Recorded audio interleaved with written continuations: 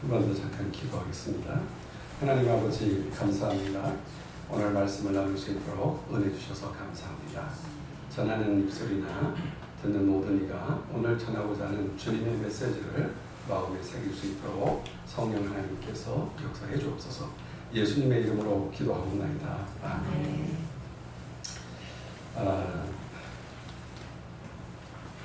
오늘 말씀을 준비하면서 주제는 긍지라는 단어를 좀 기억해 뒀으면 좋겠습니다. 긍지. 이 긍지라는 단어가 흔히 일상에서는 많이 사용되지 않는 단어죠. 긍지. 이 긍지라는 말을 굳이 설명한다면 자기 자신이 자기를 평가하는 말입니다. 내 자신이 누구인가, 내 자신이 무엇인가를 평가하는 내용이 긍지입니다. 영어로는 pride라고 하는데 이 pride라는 말을 또 바꾸면 자랑한다 하는 뜻도 됩니다. 그러니까 내가 누구인지를 자랑하고 싶은 어떤 것을 의미하기도 합니다. 그런데 이 pride라는 단어, 영어 단어를 한국말로 바꾸려면 두 가지 개념이 동시에 존재합니다. 하나는 겸손과 반대되는 교만의 개념입니다. 이게 pride라는 단어가 나옵니다. 또 하나는 수치와 반대되는 긍지라는 단어입니다. 오늘은 긍지의 포커스를, 중심을, 포인트를 맞추는 겁니다. 그래서 이 긍지라는 말은 어떤 상황에도 나를 자랑스럽다 말할 수 있는 것, 이것이 긍지입니다. 여러분에게 자신의 긍지가 무엇입니까? 이렇게 물어본다면 여러분은 뭐라고 대답할 것 같습니까?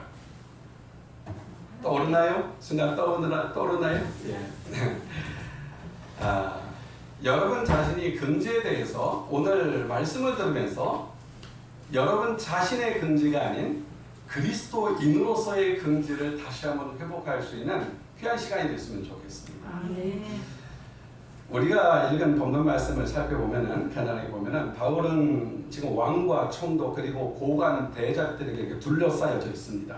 상황이 어딘지 아시겠죠? 재판정입니다. 재판정 앞에 서 있습니다.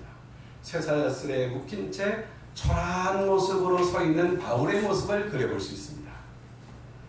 그럼에도 불구하고 그는 사슬에 묶인 두 손을 번쩍 들면서 이렇게 당당하게 말합니다. 29절입니다. 말이 적으나 많으나 당신뿐 아니라 오늘 내 말을 듣는 모든 사람도 다 이렇게 결박한 것 외에는 나와 같이 되기를 원합니다. 이거 놀라운 말 아닙니까? 이 죄수가, 착고에 처해있는 죄수가 나와 같이 되기를 하나님께 원합니다. 여러분도 말합니다. 얼마나 당당합니까? 여기에 바울이 강력한 그리스도인으로서의 자의식, 그리스도인으로서의 긍지가 선명하게 드러나고 있는 것이죠. 바울은 제3차 전도 여행을 마치고 온 상황입니다.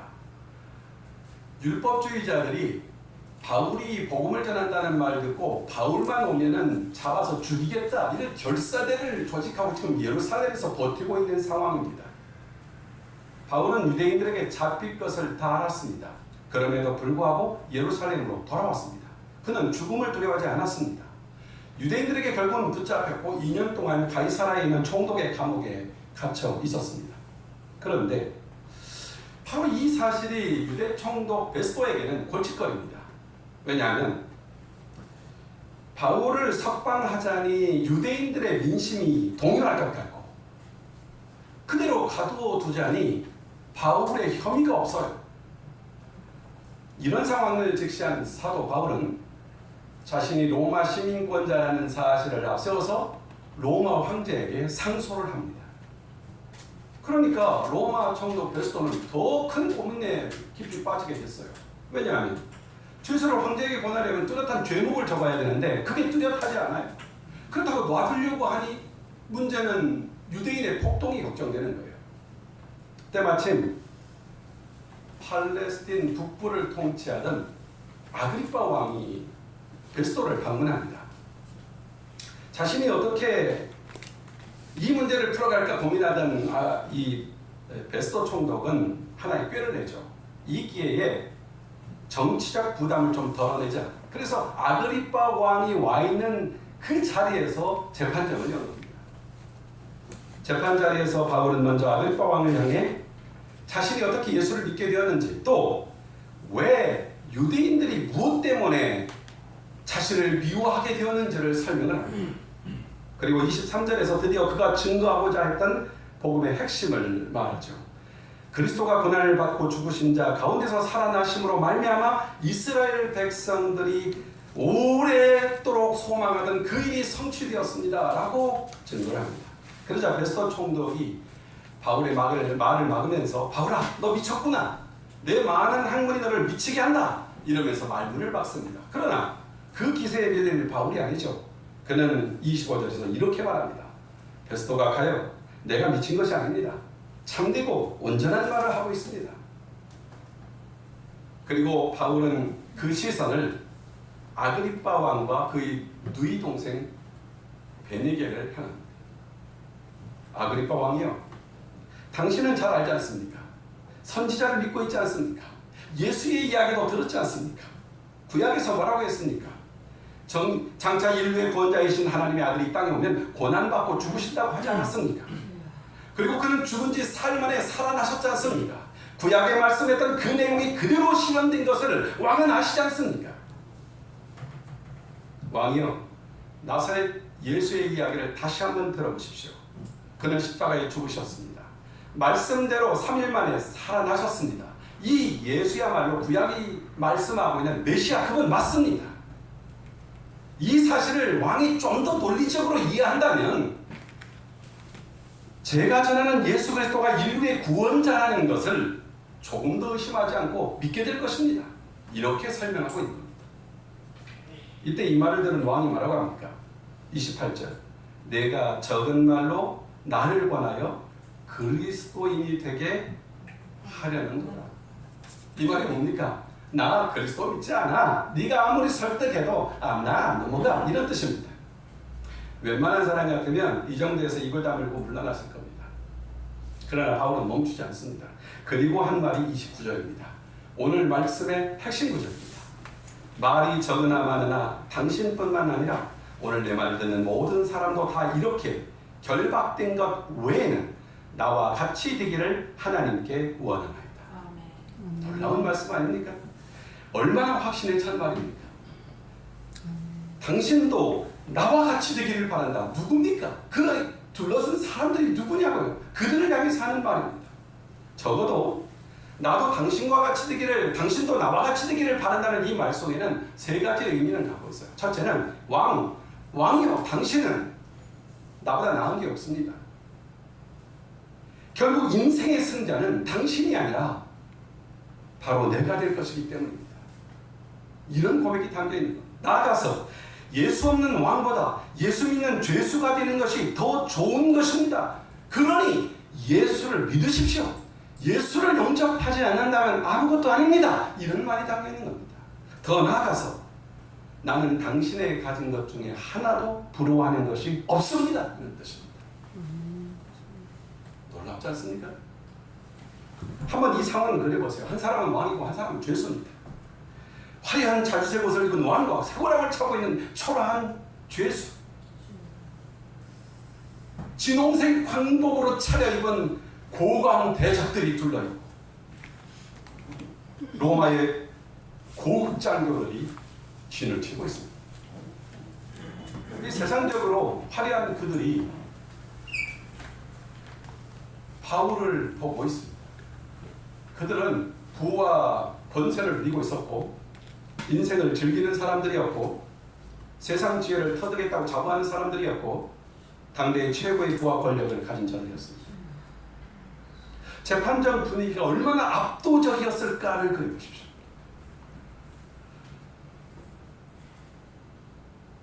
더욱이 이 왕이라고 하는 사람, 이 아그리파라고 하는 사람은요 20대입니다. 반면에 바울은 당시 50대가 훨씬 나이였어요. 그 당시 50대는 늙은입니다. 요즘으로 생각하면 안 됩니다. 50대의 초라한 늙은 사람. 인간적으로 바울의 기가 꺾인다고 해서 하나도 이상한 상황이 아닙니다. 그럼에도 불구하고 바울의 모습을 보십시오. 그는 불우한 기색이 하나도 없습니다. 자기에게 없는 것이 남에게 있을 때 나타나는 냉소적인 모습도 없습니다. 그는 끝까지 떳떳하고 당당하고 의연합니다. 이 모든 상황을 초월할 만한 어떤 놀라운 긍지가 바울에게 있었던 겁니다. 도대체 바울이 가졌던 그 긍지는 무엇일까요? 궁금해지지 않습니까? 그 긍지의 출처는 바울의 학식도 아니었습니다. 그의 배경도 아니었습니다. 그의 경륜도 아니었습니다. 고린도후서 4장 7절에 그 긍지의 근거를 이렇게 명료하게 표현합니다. 우리가 이 보배를 질그릇에 가졌습니다. 놀라운 이 보배를 이 질그릇 육체에 가졌으니, 이 초라한 육체의 보화를 가졌으니, 이는 심히 큰 능력은 하나님께 있고 우리에게 있지 아니함을 알게 하려 함이라. 이 보배를 가졌으니, 내게는 이 보배가 있습니다. 내게는 이 보배를 갖고 있습니다. 아멘. 이 보배가 누굽니까? 그리스도입니다. 갑자기 이 얘기를 하니까 예전에 CCC에서 설교하시던 김준곤 목사님 설교, 예수가 누굽니까? 예수가 누굽니까? 우리를 부욕해 하는 분이 누굽니까? 우리를 살리는 분이 누굽니까? 예수 그리스도, 예수 그리스도. 바로 이 예수 그리스도가 바울의 심장에 있었습니다. 바울의 긍지는 예수 그리스도를 내 마음에 모셨다는 이 사실, 예수님이 내 안에 산다는 이 분명한 중요한 사실, 오직 그 사실 때문이었습니다.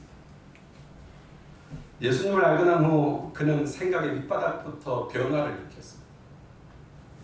세상이 보는 가치관, 세계관 완전히 바뀌었습니다. 사람을 보는 눈, 부귀영화를 평가하는 시각 완전히 달라졌습니다. 예수님을 영접하고 복음을 정확히 이해하고 복음을 깨닫고 영접하는 순간 그 사람은요, 그가 가진 구원의 감격의 가치를 압니다. 그 부유를 알아요. 그 무엇과도 바꿀 수 없다는 것을 알아요. 세상 모든 사람이 나와 같이 되었으면 좋겠다, 이런 심정이 일어나는 거예요. 여러분에게 이런 심정이 일어난 적 있습니까? 이게 구원입니다. 말할 수 없는 감격, 비교할 수 없는 그 놀라운 부유함. 그래서 고린도전서 7장 7절에서 바울은 나는 모든 사람이 나와 같이 되기를 원한다. 이거 굉장히 교만한 말 아닙니다. 이게 무슨 얘기냐면 예수님을 모셨을 때의 기쁨을 그들이 알기를 원하며 예수님을 모시고 사는 삶의 그 고귀함, 그 가치를 나와 같이 경험하기 원한다, 이런 뜻입니다. 얼마나 대단한 존재입니까? 여러분, 우리가 바울의 수준에는 못 미친다 하더라도 예수 믿는 사람으로서 우리가 가진 긍지, 가진 가치, 그것이 무엇인가를 확인하셔야 됩니다. 그리고 이 놀라운 긍지를 회복해야 합니다. 그러면은 그리스도인의 긍지, 우리의 긍지는 구체적으로 무엇일까요? 여러분이 가지고 있는 것을 저는 다시 한번 캐내서 여러분에게 돌려드리려고 합니다. 여러분의 있는 것을, 그것을 다시 한번 발견하고자 합니다. 세상 속에서 어떤 상황에도 주눅들지 않고 당당하게 복음을 말하며 복음으로 살아갈 수 있는 긍지와 그 근거가 무엇인가요? 첫째는 그리스도인은 영안이 열렸다는 겁니다. 보는 눈이 달라요. 다른 눈이 하나가 번쩍 띄었어요. 육신의 눈만 보는 것이 아니라 영의 눈으로 보는 눈이 열려 있습니다. 이게 그리스도인입니다. 여러분이 그리스도인이라면 그 눈이 있습니다. 그 눈으로 보면서 그는 놀라운 가치를 가졌던 겁니다. 놀라운 긍지를 가졌던 겁니다. 그 눈으로 보면 용서하지 못할 게 없어요. 그 눈으로 보면요, 다 덮을 수가 있어요. 다 반영할 수가 있어요. 빌립보서 3장 8절, 또한 모든 것을 해로 여김은 내 주 그리스도 예수를 아는 지식이 가장 무상하기 때문이라. 내가 그를 위하여 모든 것을 잃어버리고 배설물로 여김은 그리스도를 얻고 그 안에서 발견되려 하는 것이다. 예수 그리스도를 알게 된 후부터 세상 부귀 무가치함 이거 아는 겁니다. 제가 지금 이 말은 세상 일에 소홀하라는 얘기 아닙니다. 세상 일에 성실하십시오. 우리는 몸을 갖고 이 땅을 살아가는 사람으로 성실해야 합니다. 그러나 거기에는 영원한 가치 없습니다. 우리를 존귀하게 할 가치 없습니다. 돈도 물질도 명예도 우리를 가치 있게 못합니다. 여러분은 늘 TV에서 명예에 올랐던 사람이 하루아침에 나락하는 것을 볼 것입니다. 돈을 가진 자들이 얼마나 불행한지요. 여러분 늙어서 돈이 많으면 좋을 것 같죠. 진짜 마지막은 불행할 수 있습니다. 자식들은요 부모를 안 봅니다. 뭐만 봅니까? 저 돈 내 거 돼야 돼 이것만 봅니다. 그러니까 부자가 되는 것이 인생의 아름다운 것은 아닙니다. 그런데 오히려 가난하면은요 서로 돌아봅니다. 우리나라 얼마나 좋은 나라입니까? 저는 대한민국의 노인분들이 이제 행복도 순위가 막 올라갈 거라고 생각해요. 복지가 세상 다른 나라와 비교하면요 비교할 수 없이 바뀌었습니다. 정말 비교할 수 없이 바뀌었습니다. 예수 그리스도를 알게 된 후에 예수님을 알면 눈이 바뀌어요. 눈이 열려요. 이 눈이 열린 눈, 이 열린 눈으로 보면 다 바뀌어요. 다 바뀌어요. 하나님의 은혜로 사는 사람은 굳이 부귀영화에 매달리지 않아요. 부귀영화가 있으면 같이 겠으면 돼요. 세상 사람들도 부귀영화가 헛된 것을 깨닫는 사람 많습니다. 살다가 실패해서 깨닫는 사람도 있지만 나름대로 정진한 삶을 살면서 깨닫는 일도 있습니다. 그 중에 한 사람 성철 스님 같은 분들은 정말 인생에 대해서 개수했던 정말 생각을 많이 했던 분이죠. 근데 그분이 일생을 살면서 연구한 결과를 쭉 서로 쓰면서 그가 하는 유명한 말 한 마디가 있지 않습니까? 산은 산이고 물은 물이다. 허무하다. 아무것도 없다. nothing. 그런 뜻입니다. 이 nothing이란 없다. 의미 없다. 허무하다. 이 말을 썼던 사람들 중에 한 사람이 나폴레옹입니다. 이 사람은 정복자 아닙니까? 대단한 사람 아닙니까? 나폴레옹을 찬양하는 노래도 있지 않습니까? 그런데 그 사람의 마지막 말은 없다. 아무것도 아니다. 인생의 문장. 여러분 사람들도 이때 이 세상을 살면서 허무하다는 것을 깨닫는 순간이 옵니다. 그런데 문제는 이겁니다. 가치 있고 영원한 것을 보는 눈이 없습니다. 허무한 걸 깨달으면 뭐합니까? 영향이 없습니다. 그래서 그냥 허무한데 굴복합니다. 이게 로마서에서 쓰고 있는 말 아닙니까? 허무한데 굴복합니다. 성경은 부귀영화가 얼마나 허무한지 이사야서 51장 6절에 보면 이렇게 표현하고 있습니다. 너희는 하늘로 눈을 들며 땅 그 아래의 땅을 살펴보라. 하늘이 연기같이 사라지고 하늘 아름다운 하늘도 연기같이 사라지고 땅은 옷같이 헤어질 것이다. 거기 사는 자들은 어떨 것이냐? 하루살이같이 죽으려고. 이게 인생입니다. 그런데 그 다음 구절이 중요합니다. 그러나 나의 구원은 영원히 있고 아멘 아닙니까? 나의 구원은 영원히 있고 나의 공의는 폐하여지지 아니하리라. 이게 우리가 갖고 있는 구원이며 영안을 얻는 열린 자가 갖고 있는 삶의 시간입니다. 우리는 일시적인 것과 영원한 것, 마음을 주어야 할 것과 마음을 주지 않아야 할 것, 그리고 부러워야 할 것과 부러워하지 말아야 할 것을 구분할 줄 알아야 합니다. 이게 영안입니다. 그리스도인은 영안이 열린 사람입니다. 세상을 보는 눈이 달라진 사람입니다. 그리스도인은 세상의 어떤 사람 앞에서도 이렇게 말할 수 있습니다. 나는 당신도 나와 같이 될 수 있으면 참 좋겠습니다. 여러분 이 간증할 수 있는 사람은요 전도할 수 있습니다. 전도의 무기는 거기에 있는 것입니다. 당신도 나와 같이 됐으면 좋겠습니다.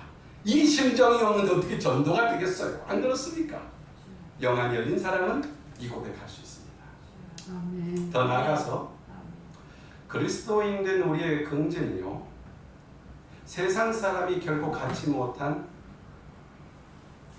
그것을 갖고 있기 때문에 세상 사람들이 결코 갖지 못한 그것이 뭡니까? 여러분 우리는요 세상 사람들이 가진 재산과 경력과 삶 전부를 쏟아부어도 살 수 없는 아주 놀라운 것을 갖고 있습니다. 로마서 14장 17절 말씀입니다. 하나님 나라는 먹는 것과 마시는 것이 아니요 오직 성령 안에서 의와 평강과 희락입니다. 하나님의 나라가 있습니다. 의가 있고 평강이 있고 기쁨이 있습니다. 아멘. 먹고 마시는 문제를 놓고 볼 때 왕과 견줄 만한 사람이 어디 있습니까?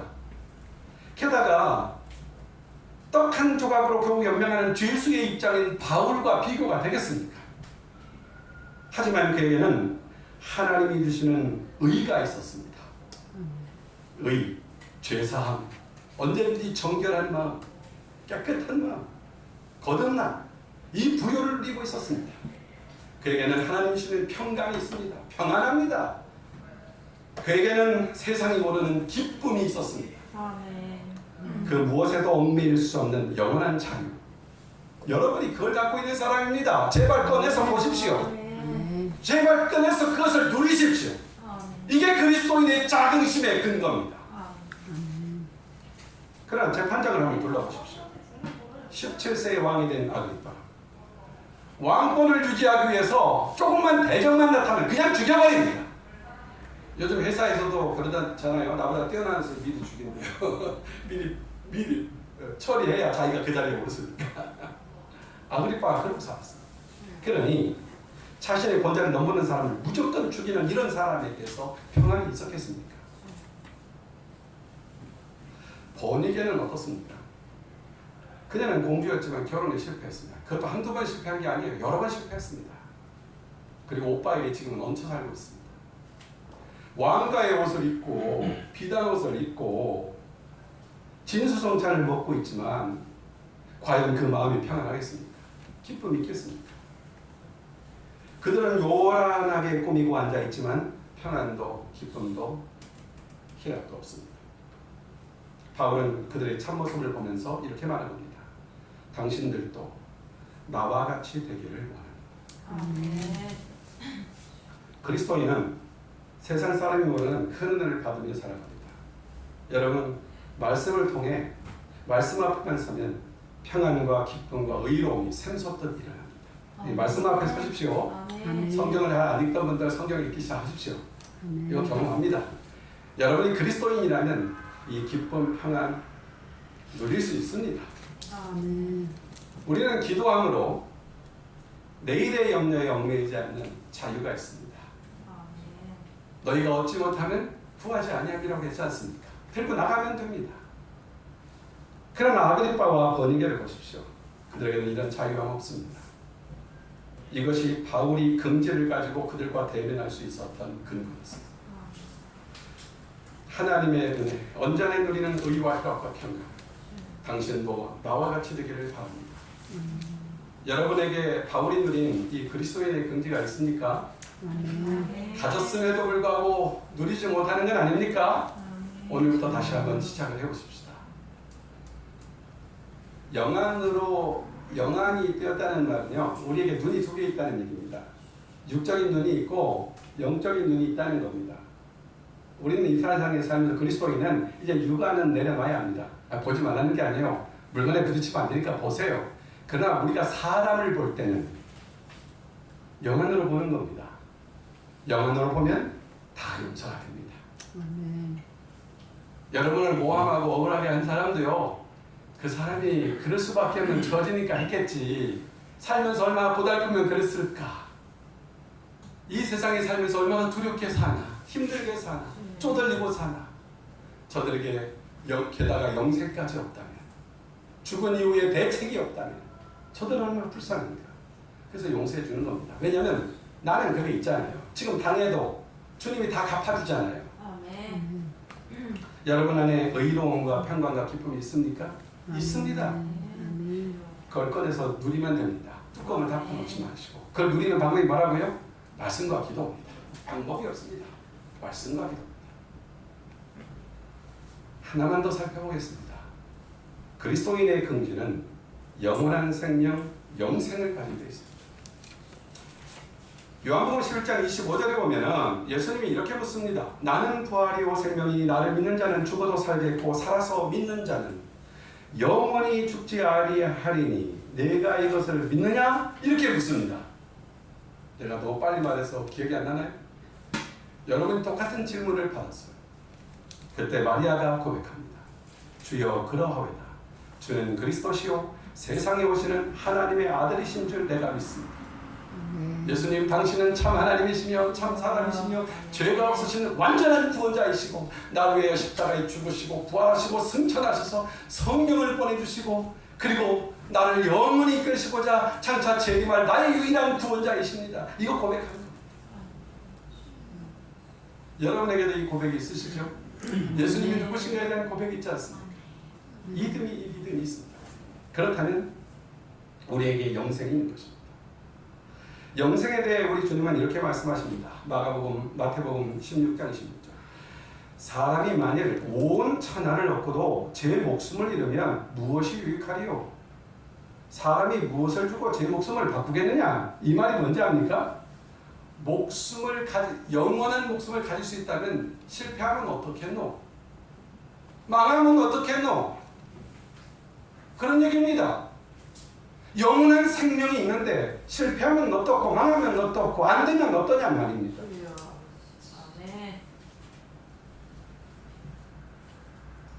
왕이 되어서 한평생 희희낙낙하며 살면서도 영원히 사는 생명을 갖고 있지 않다면 그 인생이 무슨 소용이 있겠어요? 부자로 살면서 진짜 제가 부자라는 게 진짜 감사한 게 뭔지 알아요? 억울할 것 같아. 이 생각할 때 너무 억울할 것 같아. 그렇게 애써서 돈을 쌓아놨는데 진짜 억울할 것 같아. 없는 것도 복입니다. 그러니까 억울하지 않으려면 좋은 방법이 있어. 다 나눠주세요. 확 나눠주세요. 막 선교사님들 오면 막 딱 그냥 집 반 팔아서 주고. 제가 그런 감정은 제가 그냥 하는 얘기 아닙니다.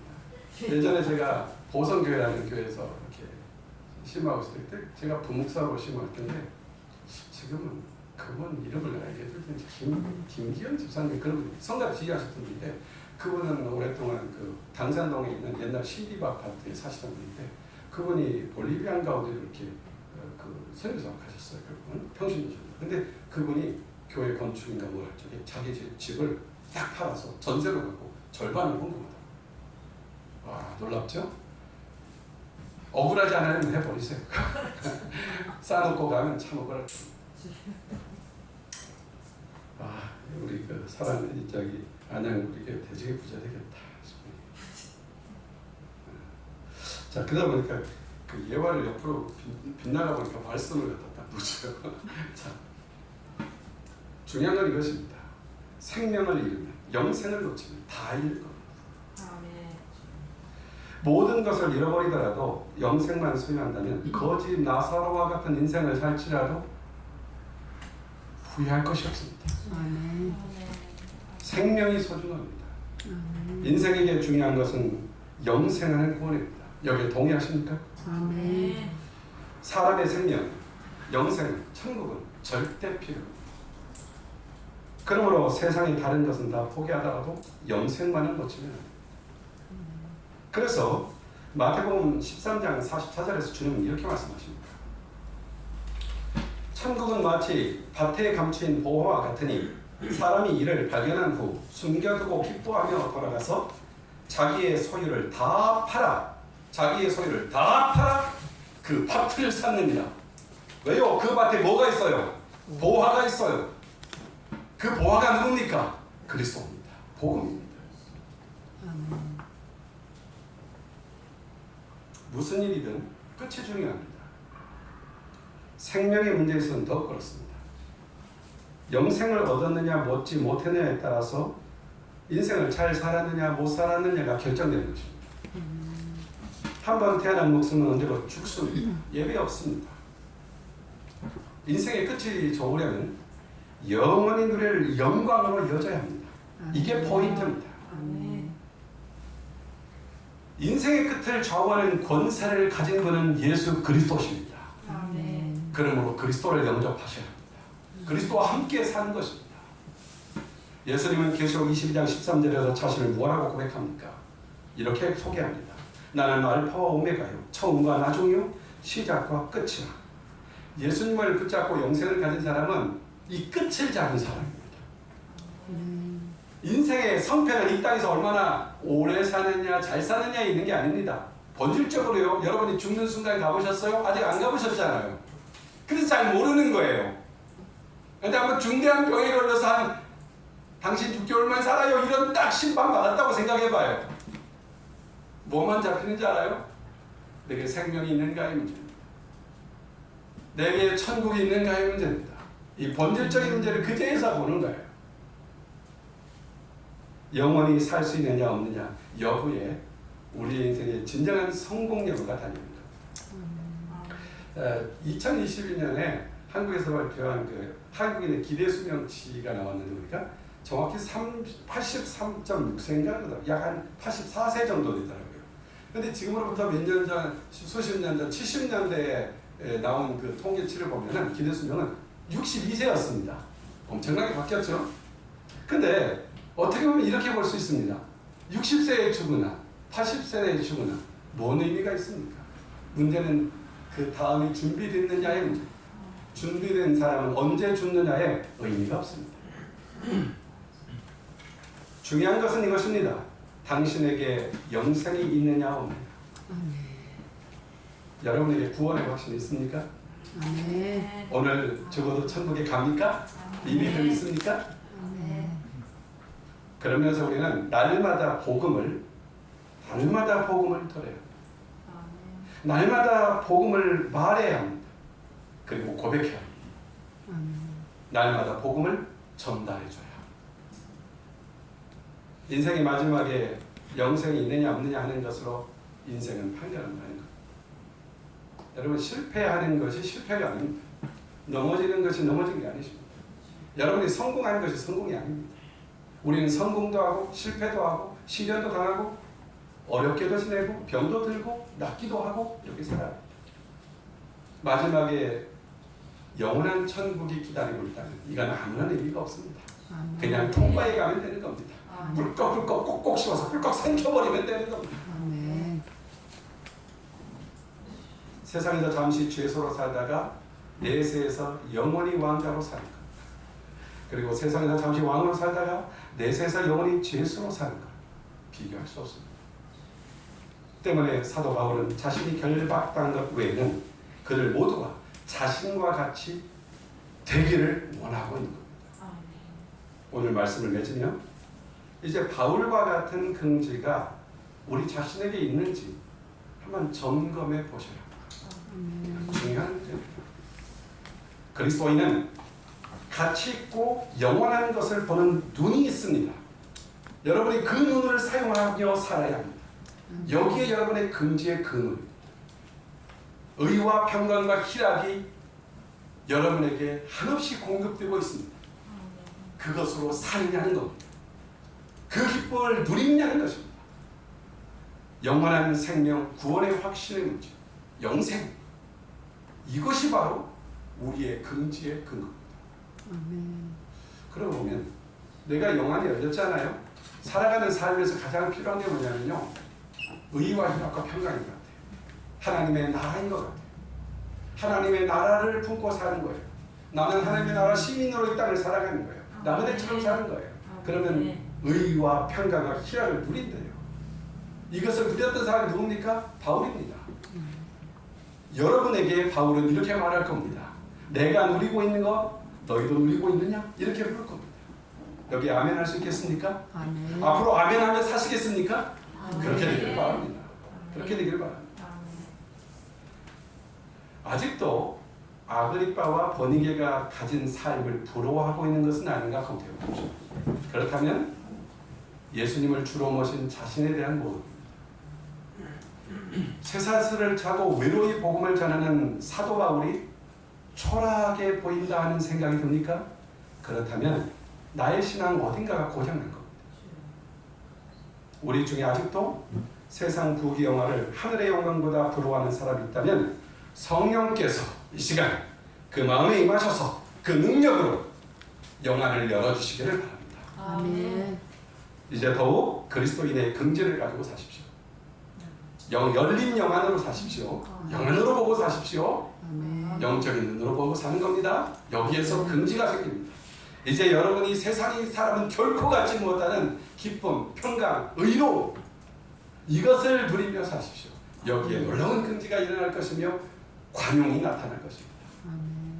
구원받은 영원한 생명, 오늘 이 세상을 떠나도 천국에 바로 들어가는 이 놀라운 역사 궁금해지지 않아요?